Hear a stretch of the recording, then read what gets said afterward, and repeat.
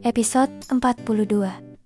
Malam yang kembali menghangat. Malam itu, Nia berdiri lama di depan cermin. Tangannya sedikit bergetar saat merapikan rambut. Matanya menatap pantulan dirinya sendiri dengan perasaan campur aduk, takut, berharap, dan rindu yang menumpuk terlalu lama. Ia baru saja kembali dari butik di kawasan apartemen. Untuk pertama kalinya setelah berbulan-bulan, ia membeli pakaian bukan karena perlu, melainkan karena ingin terlihat cantik untuk suaminya. Gaun itu sederhana, tapi jatuh indah di tubuhnya, membuatnya terlihat lembut sekaligus dewasa. Nia menarik napas dalam-dalam. Semoga Mas datang. Ia tiba di Hotel Queen, ruang VVIP nomor 1. Begitu pintu dibuka, jantungnya berdebar kencang. Ruangan itu dihias dengan cahaya temaram, bunga-bunga segar, dan meja makan yang tertata elegan. Suasananya hangat, romantis, seperti doa yang dayam-dayem ia panjatkan. Sepanjang hari, Nia duduk perlahan, melepaskan blazer yang tadi menutupi pakaiannya. Tangannya saling menggenggam di atas meja, menunggu, harap-harap, cemas, takut jika semua ini berakhir sia-sia. Di sisi lain, Albi baru saja keluar dari rumah sakit. Ia masih merasa ada yang janggal. Pertemuan mendadak ini bukan kebiasaan Tuan Takashi. Namun, karena kerjasama itu sudah terjalin sejak masa kepemimpinan kakeknya, ia tak mungkin menolak. Mobilnya berhenti di depan Hotel Queen. Petugas mengantarnya ke ruang VVIP nomor 1. Begitu pintu terbuka, Albi melangkah masuk, namun ia langsung berhenti. Suasana di dalamnya begitu terlihat romantis dan hangat. Ruangan itu kosong dari sosok yang ia cari. Yang ia lihat justru wanita yang berdiri memunggunginya. "Maaf," ucapnya pelan, sedikit heran. "Sepertinya saya salah ruangan." Ia hendak berbalik ketika suara itu terdengar. "Kamu tidak salah, Mas."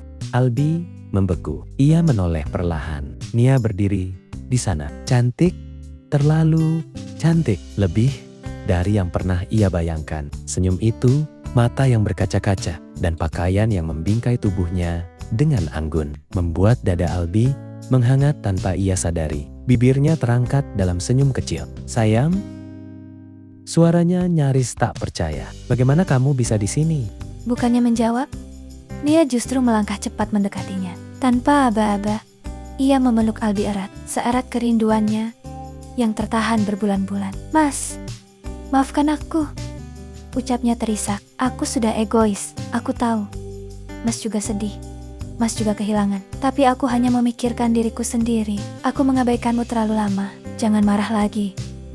Dada Albi bergetar, tangannya terangkat, memeluk Nia dengan penuh perlindungan. "Sayang, Mas nggak marah," katanya lembut. "Aku hanya ingin kamu tenang. Maafkan Mas kalau caraku justru membuatmu terluka." Nia menggeleng pelan. Lalu Albi tersadar pada pakaian yang dikenakan istrinya. Ia memegang bahu Nia, menatapnya dengan tatapan protektif. "Kamu keluar dengan pakaian seperti ini? Kamu tahu Mas tidak suka kalau kamu terlihat seperti ini di luar." Nia tersenyum kecil. "Aku tahu, Mas. Aku pakai blazer tadi. Aku melepasnya setelah masuk. Itu ada di sana," ujarnya, menunjuk kursi. Albi menghembuskan napas lega. "Jangan buat Mas cemburu seperti ini," katanya pelan. "Kalau Mas sudah mencintai, Mas tidak akan berpaling. Tapi ingat nasihat Mas, jangan dilanggar. Mas nggak suka. Aku sangat mencintaimu sayang," lanjutnya lirih. Mata Nia berkaca-kaca. "Beberapa bulan ini Mas hampir frustasi karena kamu tidak mau didekati." Tanpa pikir panjang, Nia mengecup bibir Albi singkat, tulus, lembut, dan penuh rindu. Albi terkejut. Kamu sedang menggodaku?" katanya dengan senyum miring. Nia tertawa kecil. Wajahnya memerah. "Tidak, kita kesini kan cuma mau makan malam," ujarnya cepat. "Lihat, semuanya sesuai seleramu. Takaran yang selalu kamu banggakan itu." Albi mendekat. Suaranya merendah. Dia berbisik pelan. Lalu Nia sedikit menarik tubuhnya. "Mas, jangan gitu." "Tapi Mas serius.